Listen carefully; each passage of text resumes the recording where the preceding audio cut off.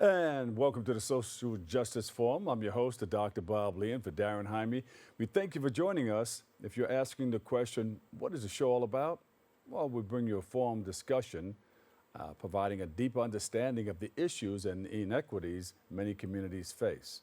From systemic inequalities to pressing social problems, our guests will provide multiple perspectives and insights to help us better understand and address these challenges. We invite you to stay connected to us at Social Justice Forum as we start right now.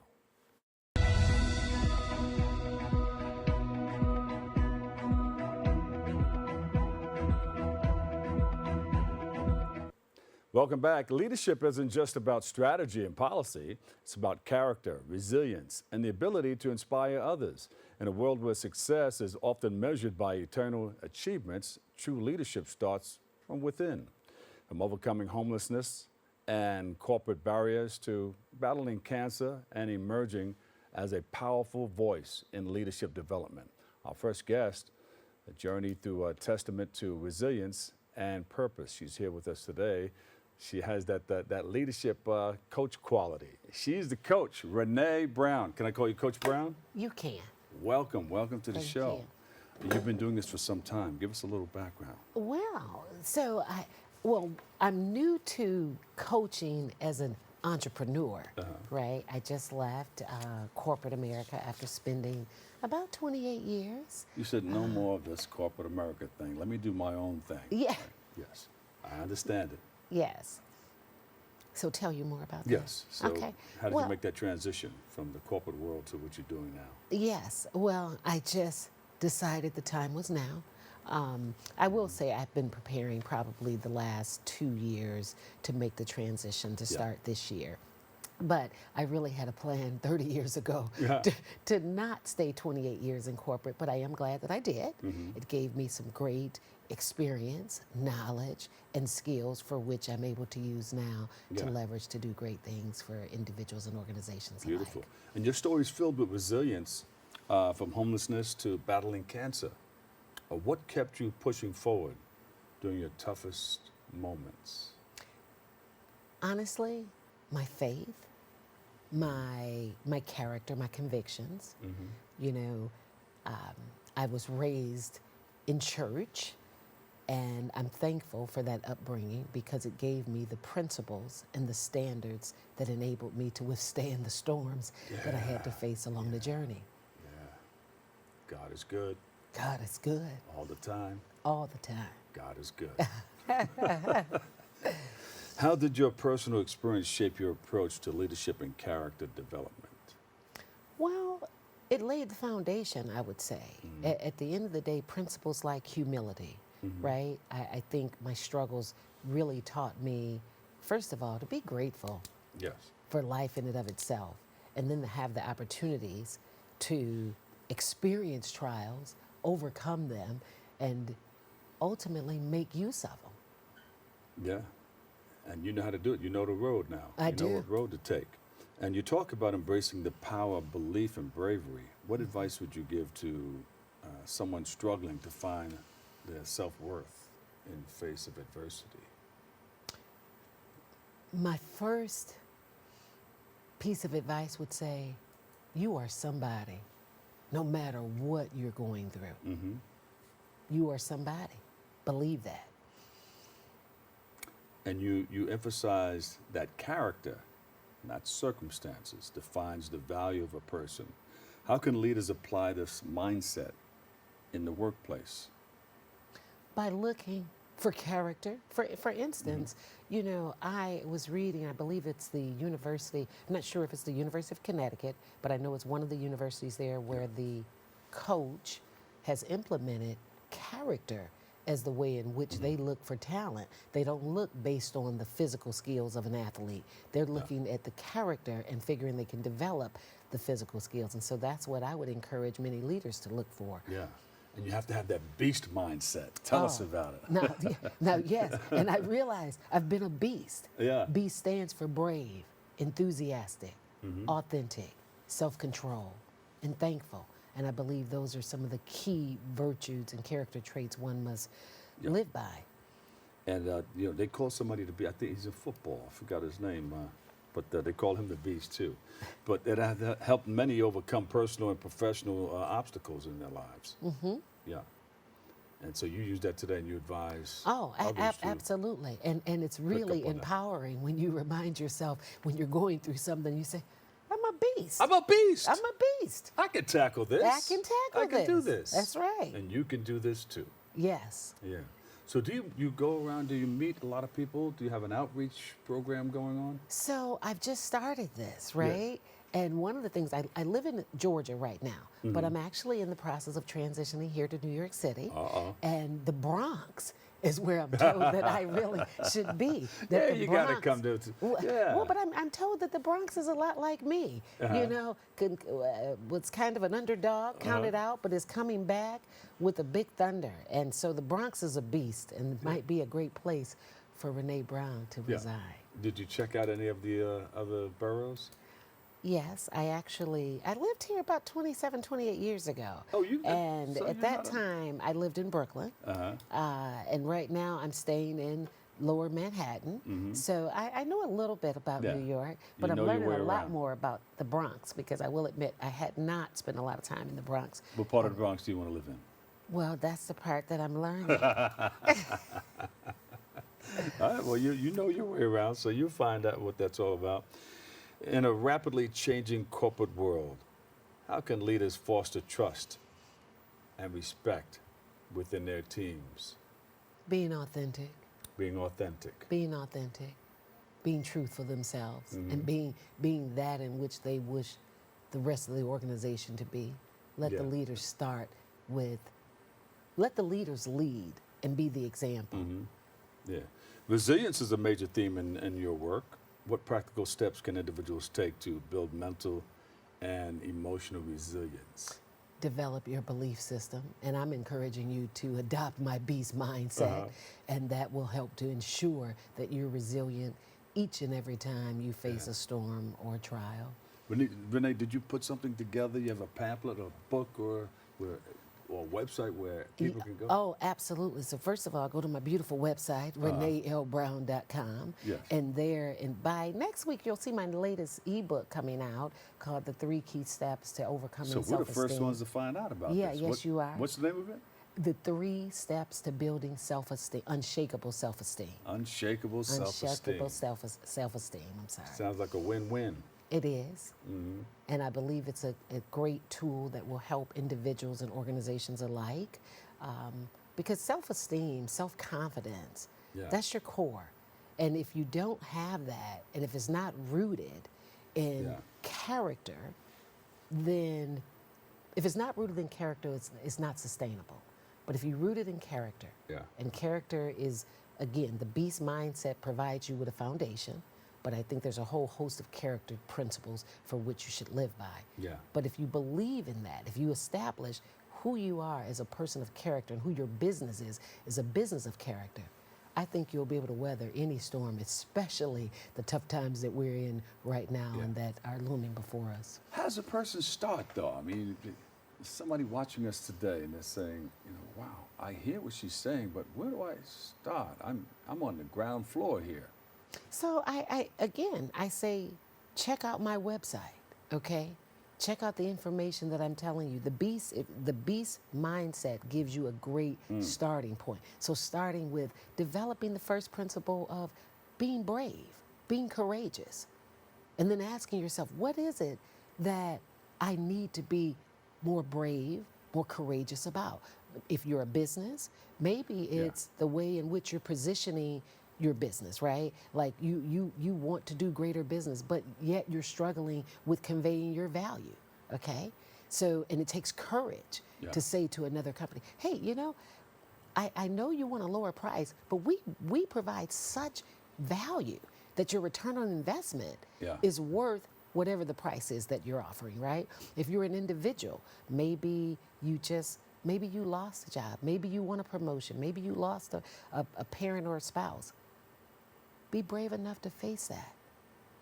And be brave enough to say that I still have something to live for.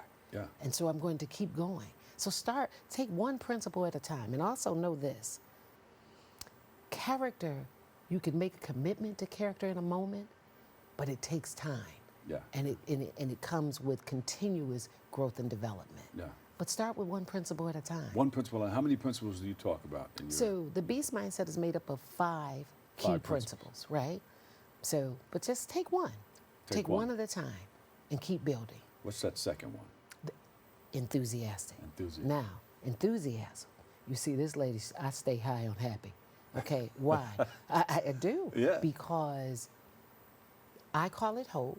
Some people call it optimism, but it's all the same.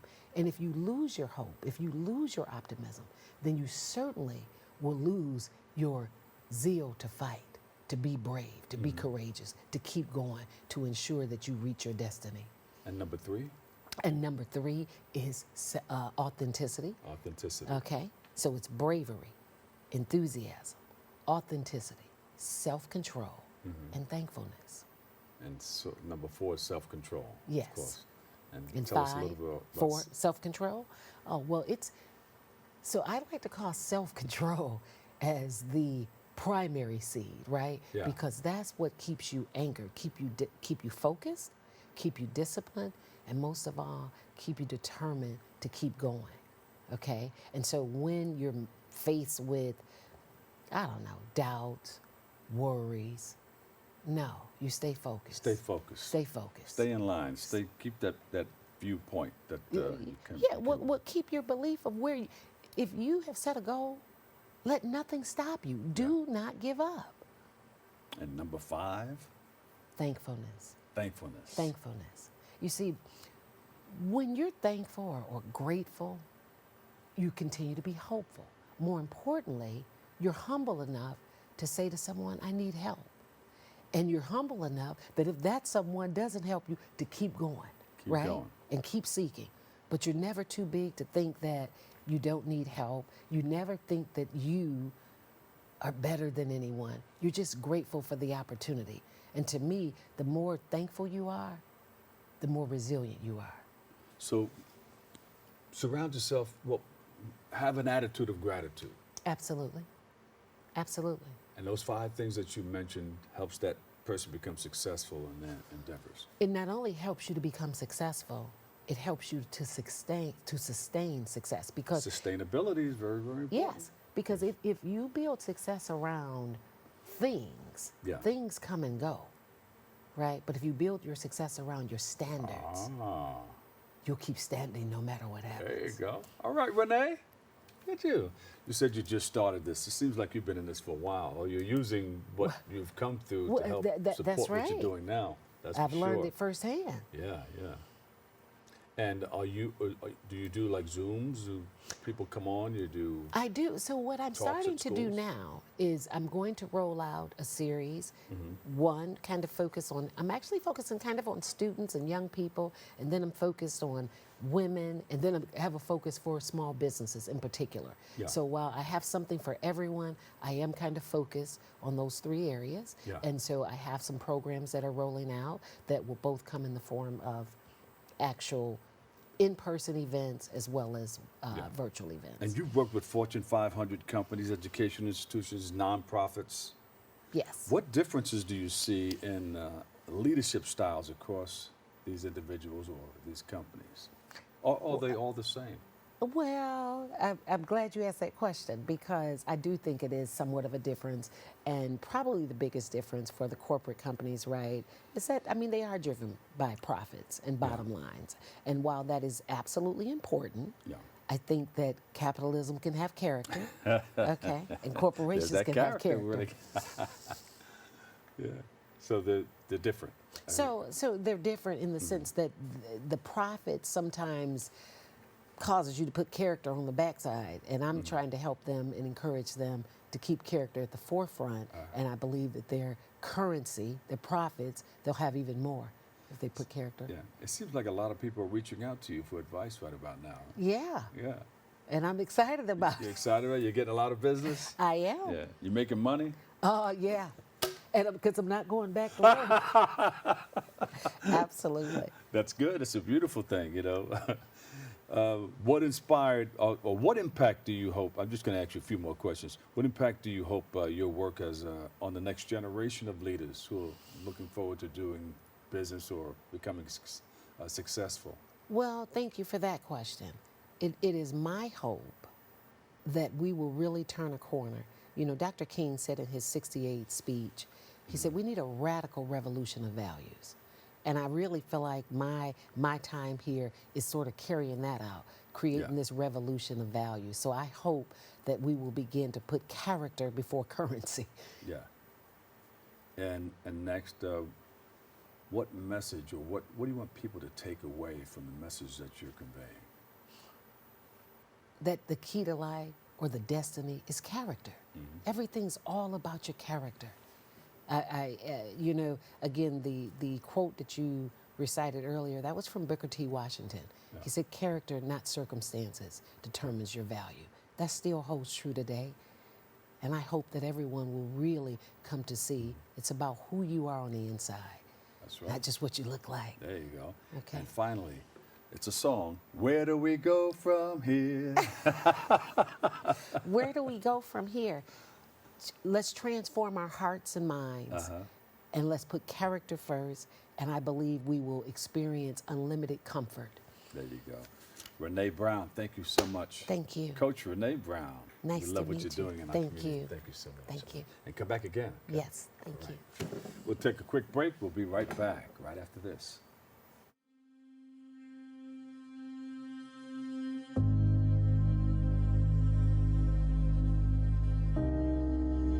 Only 57% of New York City high school students are college ready by their senior year.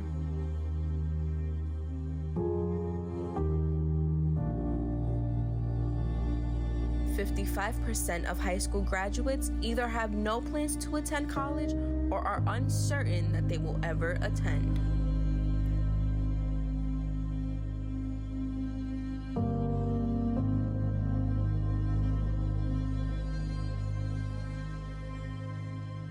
"34% of young adults don't go to college because they can't afford it.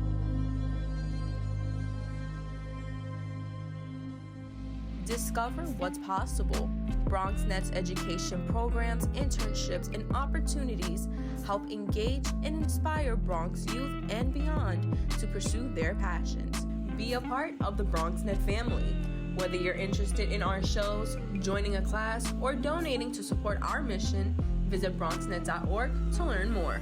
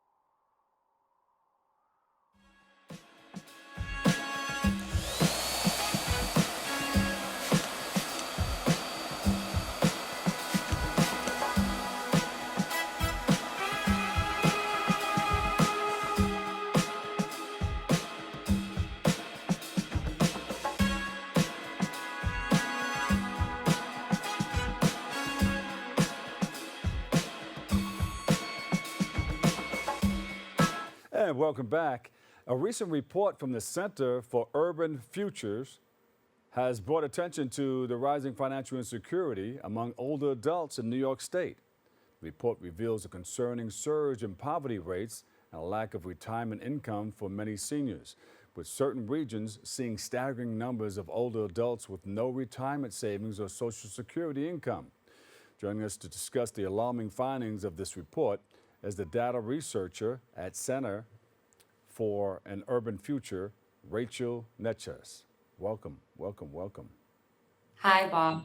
Rachel, those are definitely staggering numbers and staggering information. How did it happen? How can we correct that? Yeah, absolutely. Well, thank you so much for having us on the show to highlight a very real issue that is happening right now. Our report at the Center for an Urban Future reveals an emerging financial insecurity crisis facing older New Yorkers across Yeah. the state and in the Bronx in particular.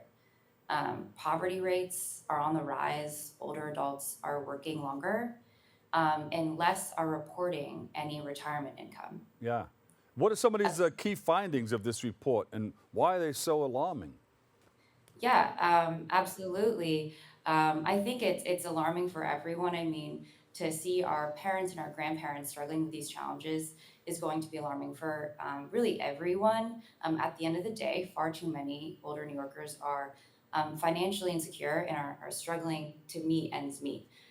When it comes to why this is happening, at the end of the day, we don't know, but we do know a couple of factors here, right? So, many older New Yorkers have been working for 20 to 30 years in low Mm. wage jobs, living paycheck to paycheck, and haven't had the opportunity to put savings or retirement away. And Yeah. that itself is going to prove to be a real challenge when it comes to preparing for your financial future. Yeah.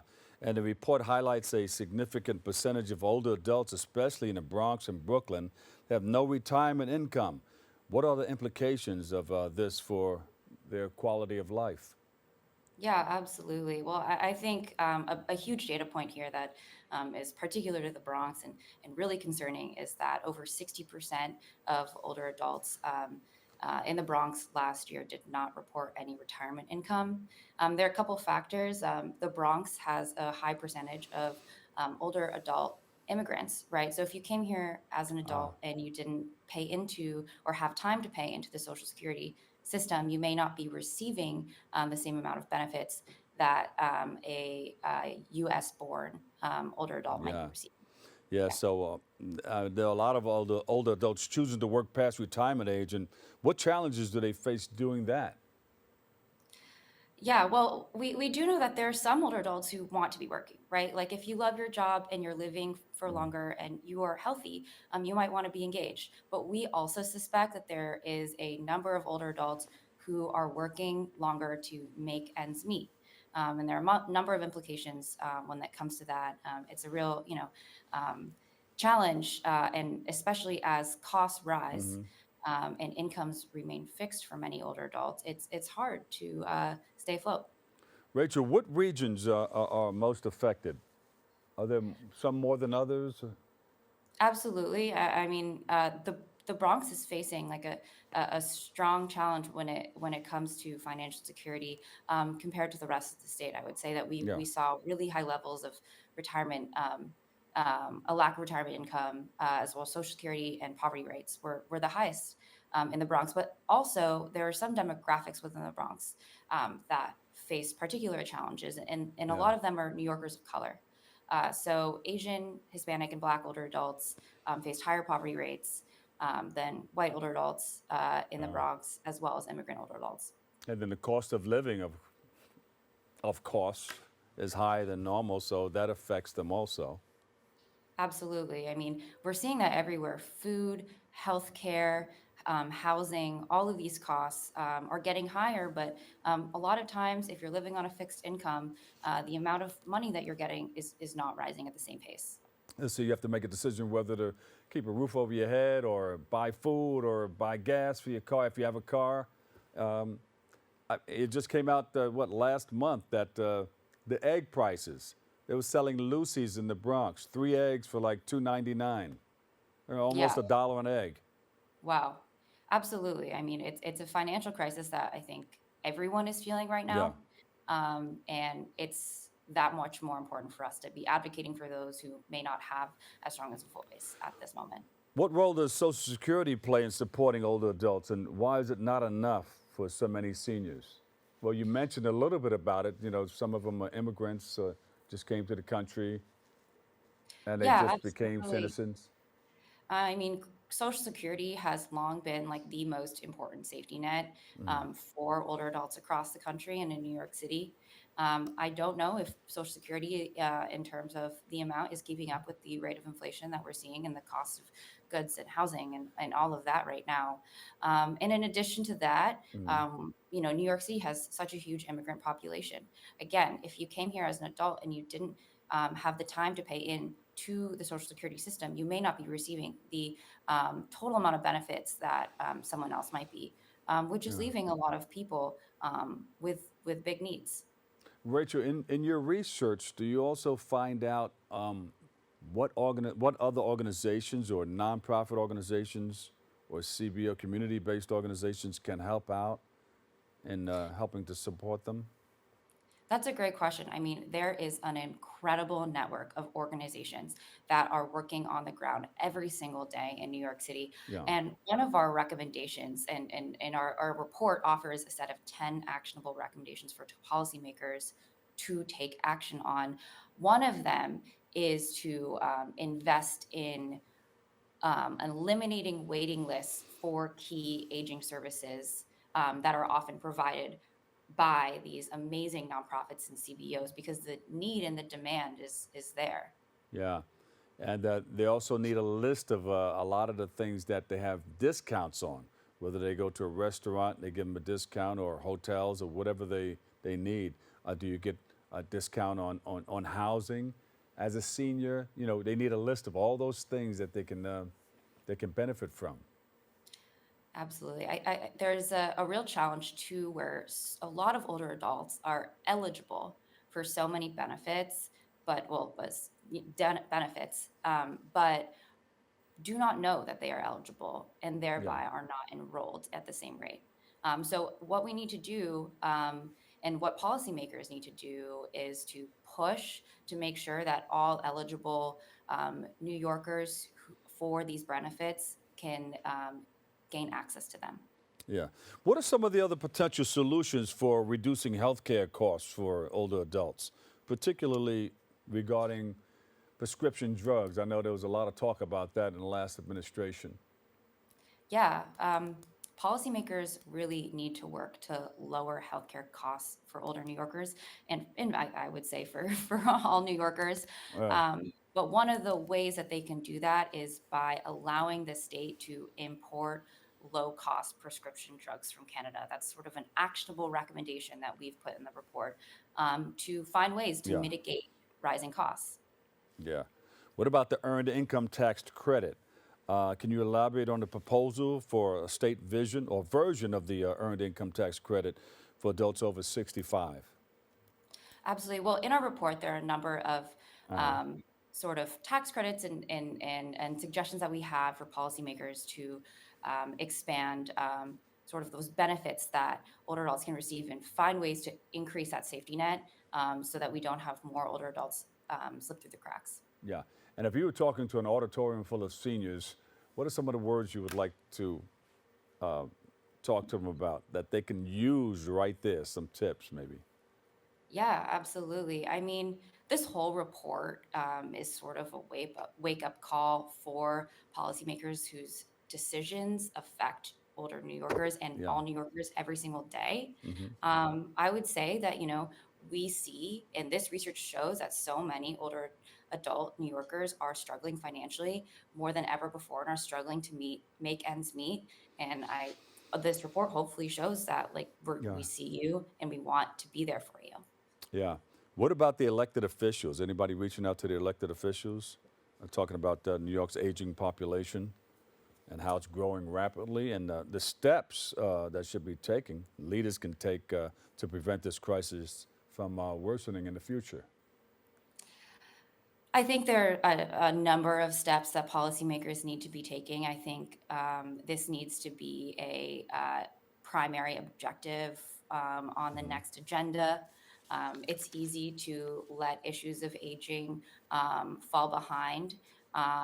However, we cannot have this. We cannot afford to have thousands more older adults fall below the poverty line, Yeah. especially as the older adult population is the fastest growing demographic in New York. So this is an issue that's only going to get worse if we don't address it. Yeah. All right, everybody, let's get together. Let's chip in and help our seniors because one day you're going to be a senior also.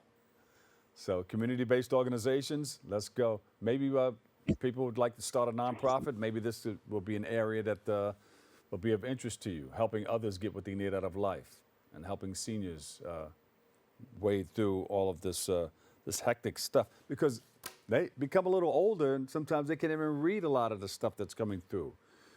You go to the hospital, who's going to explain what all of those things mean when you have to sit in the hospital and get information from your doctors?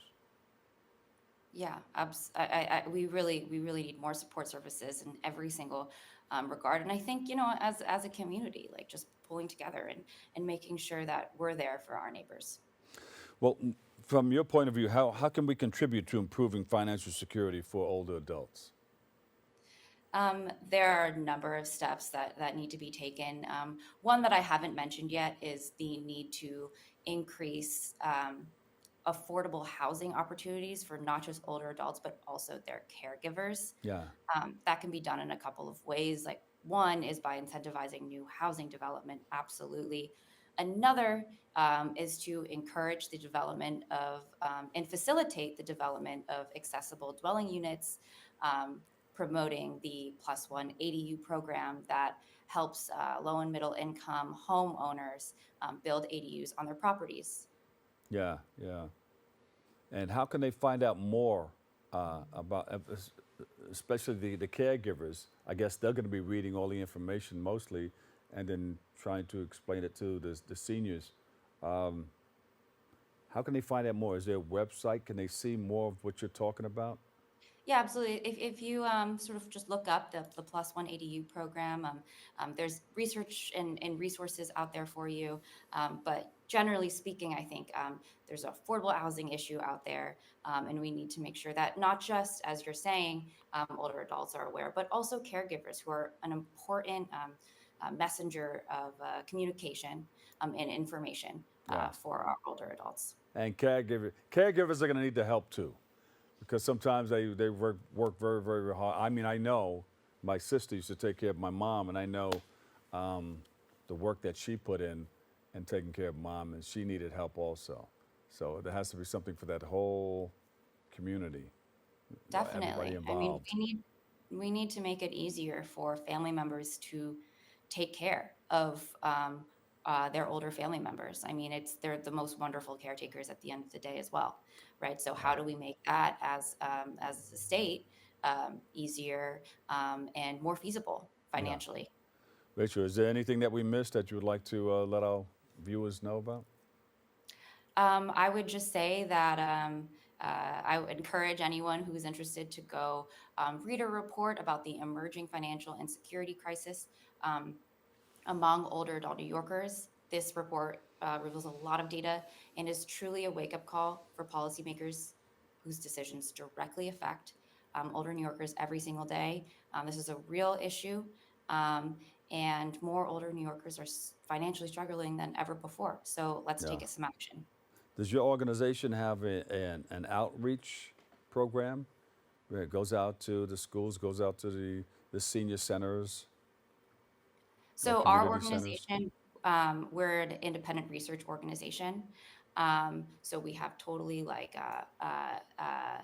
non-biased research that we get to do. It's been amazing getting to hear from and learn from the people who work on the ground every single day at these older adult community centers and so much more. And there's so many people who are doing that work on the ground. And we're very lucky as a community to have that. Yeah. And the organization has been doing this for some time now. How many years have you been in business? Over 20.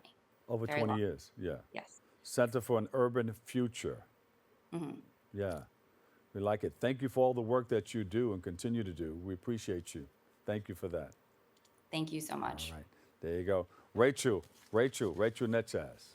All right, we'll take a break. I've got more coming your way next.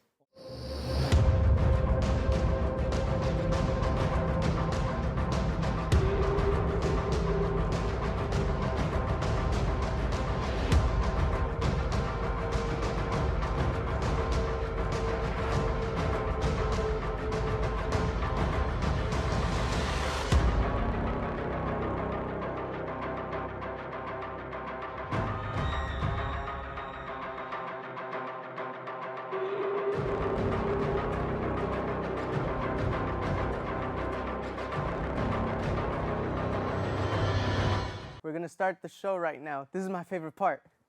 Ready in 5, 4, 3, 2.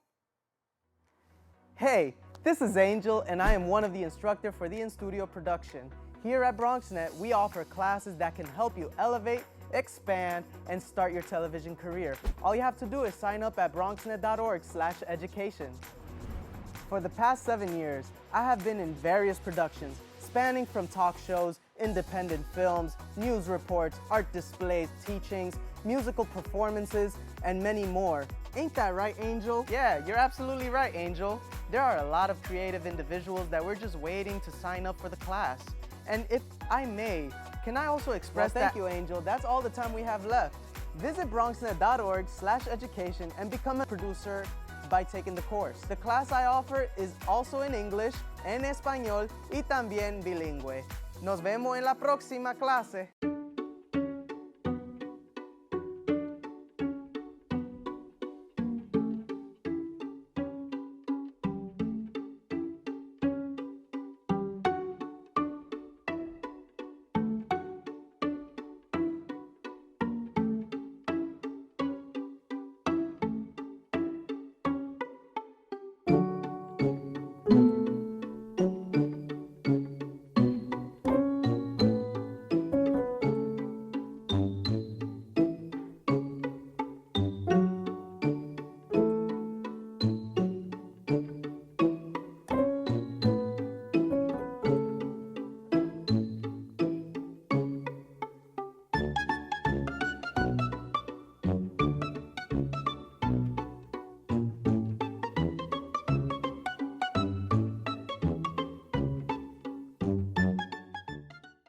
And welcome back. Night Flight Films explores themes of trauma, survival, and the haunting legacy of racial terror, stemming from a terrifying experience years ago. Through stunning visuals, experimental storytelling, and immersive sound design, the film takes us on a journey through the lingering impact of fear and violence. Joining us to share more is the director of Night Flight Film, Khary Saeed Jones. Welcome. Thanks for having me. I was going to say night flight. We're going to take a flight or fight. Fight or flight. That's the Right, theory. night fight. Yeah, yeah, it happens all the time. Yeah, Yeah. Listen, Night Fight is based on a deeply personal and traumatic experience. What made you decide to turn to maybe even put the pen to the paper first and then produce a film? Yeah, well, I mean, Night Fight is a film about racial violence, about racial intimidation. Yeah. It's a story that is kind of, I guess, it originates and kind of is grounded in my own experience. But along the way, I brought in, collaborators and other, Black artists and historians who have had formative experiences of their own. Yeah. That have contributed to the direction of their creative and their academic, their scholarly work. Yeah. Khary, if you don't mind, can you maybe touch on some of those personal experiences that maybe was traumatizing to you in life? Yeah, the film, chronicles this experience that I had back in 2017, where I was followed by by a guy in a pickup truck early one morning, before the sun had really come up. And in the film, I go back to this town and I discover that the town has, although it's kind of in many ways we could say that it's come a long way. It's a progressive space today. It does have a history of racial violence and racial discrimination that is little known. But there are people in the town, and I interview some of these people who have attempted to sort of to bring this history and the diversity and the diverse history of the area to light. What area was that? Was it in New York or in the South? Oh, this is actually Canada. Canada. This is 2 hours north of Toronto. Yes. A town called Collingwood and Blue Mountains, right off the Georgian Bay. The sisters who I interview in the film are Carolyn and Sylvia Wilson, and their father, they'd grown up without their father for most of their lives. Yeah. Was one of the first black foreman in the town, and died under very suspicious circumstances back in the 1950s. Yeah. And this is a history that I only discovered after I went to the town, back to the town myself. Yeah. Now, so you went back to gather a lot of the information to help you put together the Well, film? well, that's that part of the part of what the film gets into is, well, why am I going back, right? I had not, I had sort of like imagined, many times, sort of like imagined my way into sort of like, well, who is this guy who followed me? Why did he follow me? And as I am preparing to go, allegedly to sort of to document, and kind of retrace my steps, to interview these sisters, to find out more about this place. I am kind of also having a question about, well, what if I were to see the guy or someone who I thought was the guy, or, what do I do with all these feelings of these mixed feelings that I have, that haven't been tied up or have not been resolved. Yeah. And those feelings stuck with you until you put it on paper and put it in the film, right? Is that Exactly. one of the Right. ways Exactly. that you got it out of your head and got it out of your mind? But what feelings did you have at the time you were being followed? Well, but this was a very new experience for me. I mean, to be, I don't get into too much in the film, but the month before I was followed in Canada. I'm based here in Boston. The month before that, I had been followed, in broad daylight, by a guy, very briefly, and it was kind of an intense, few moments, but it was not, did not kind of resemble what I experienced in Canada. Yeah. But it's these are feelings of these are a fear, of uncertainty, of they kind of there's a feeling of kind of just being kind of plucked out of kind of obscurity. Yeah. And why? Why? Yeah. You don't know where it could have gone from there. Exactly. With that Exactly. following. Yeah, it's very frightening. I'm sure it's still traumatizing today. But can you talk about the blending of it being a documentary, fiction, or and experimental elements in Night Yeah. Flight? Is it a mixture of all of these things? Yeah. So after I when I returned from Canada, this is back in 2017 after the initial incident. I kind of like bottled this up. I didn't really know. I mean, I think I told the folk, Uh, my family, that it had happened, but that kind of like, I kind of put it away. But I would say about a year and a half after that, I began to sort of have these images, or these sort of like mm, these thoughts, that were very visual, that kind of staged me in these different circumstances. I think that sort of that stem from sort of the different kind of ways that this encounter with this guy might have gone if it had yeah. not gone the way that it did. So I began to sort of, in private, I began to sort of stage these self portraits, these video self portraits. I did not tell my family, did not tell my friends or my loved ones, but I would say within 2 years I had kind of accumulated like a body of work that was completely private, that I had not shared.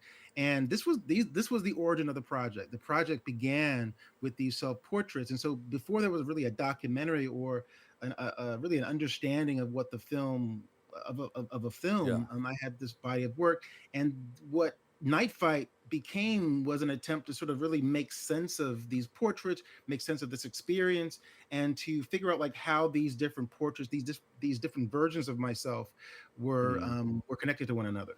And how did you come up with the name Night Fight? Is it something that you were fighting It's since that happened for how many years? Right. So this was, over a number of years. I was, shooting these self portraits, not all at night, but many times it was, after my family would go to sleep. I would wake up in the middle of the night. I'm a filmmaker, so I did have some access to equipment, and these me sort of sorting this out was something that very much happened in the dark. Hmm. Happened in my own mind, and the film is in many ways is sort of a process, Yeah. has been a process of bringing it to light. So it explores those themes of trauma, survival, and the haunting legacy of racial terror. Um, and it's not only in your mind, but I think you mentioned that it happens to others. Right. And so the film, we in the film I kind of I interview a number of friends, Hmm. colleagues, who have from the time they were very young, in some instances, in some cases, Yeah, recently, they have had these formative encounters, and not all, violent encounters. Some of them, and not yeah, all, violent intimidation. In some cases, these are experiences where folk are told what are kind of what their understanding of beauty and their understanding of art. How what is beautiful and what is not beautiful. yeah, That, yeah, that blackness is not something that is beautiful, right? They're kind of they're have these formative experiences that attempt to kind of like cut them down in certain ways, and they've had to in many cases figure out ways of sort of like kind of overcoming this, making sense of it. I would say uniformly in all cases, it's made them stronger. yeah, Um, the work of sort of like of pushing past these encounters, but the fact that they happen is something that the film is that I'm very interested in exploring. yeah. It makes me want to call it the following. Night fight, the following. Yeah, yeah, Yeah, there are that is being followed, and anonymously is a kind of a is quite an experience that many people are familiar with. yeah, yeah, It is something that it that women have encountered, um, that trans and lesbian, gay folk have encountered, that obviously people of color yeah. have encountered, and it is something that it shakes you. Yeah, no, I mean a lot of people experience this, even with stalkers. You don't know what it is that they want from you Exactly. until they corner you, and then it's either one thing or the other. It's either a friendly stalker or somebody wanting to say something, or you remind them of somebody. I don't know, but it's traumatizing because you don't know what could have happened after this Right, following. and you don't always get answers, Yeah, right? You don't always get answers that you don't, and sometimes it doesn't really matter why they're following you. In the course of like sharing this film at South by Southwest, we premiered last week down in Austin. There, I was kind of I was reminded that this the guy who followed me, there were never any words exchanged, right? so you They never were knew just what he wanted. I just have this memory of these dead Yeah. cold eyes of him just sort of like just Wow. staring at me, Yeah. and kind of expressionless. And as a person of color, as someone who is an artist, as a filmmaker, someone who's been influenced by books and film, I'm left to kind of fill that space, that kind of that negative space with my own the own history of the own sort of like the history that I'm familiar with. Yeah. Right. And how do you hope audiences will connect with this broader message? Will they connect Well, with it? I think that I'm hopeful that in the film, viewers will see, something that resonates with themselves. And I'm also hopeful that they are empowered or moved even to sort of to do something, right? To kind of, your imagination can do a certain kind of work and kind of paralyze you in certain ways. But to if you can find a way to have to take that energy, to take Yeah. that emotion, to kind of to work through it, and have a kind of an impact wherever you wherever Yeah. you live, wherever you work, and whatever kind of work that you do in your personal relationships, then that is something that I think can be a positive outcome Yeah. if we can find our way towards one. Did the process of doing the film bring any revelations? Did it open up anything new, or remind you of anything, or correct anything in your life? Well, as I have two sons, and we are as Black parents, parents of color. We oftentimes are sort of in this position where, as they come of age, we Hmm. have to give them this talk about conducting themselves out in the world. This talk about law enforcement, and and I also I felt like I had to also fold into that some sense of the randomness of in which people of color are oftentimes targeted. So the film is this is something I haven't gotten into in our discussion, but part of the film is also me sort of wrestling with right how to make sense of this and not pass on a kind of a traumatic experience to my son, but to figure out a way to kind of to talk to him about it in Uh-huh. a way that is ultimately, I think, generative, and kind of makes him, it kind of makes him it kind of enlarges him and doesn't kind of like make him and myself smaller as a result of what happened. Yeah. Who are some of the wonderful people that you've worked with on this film?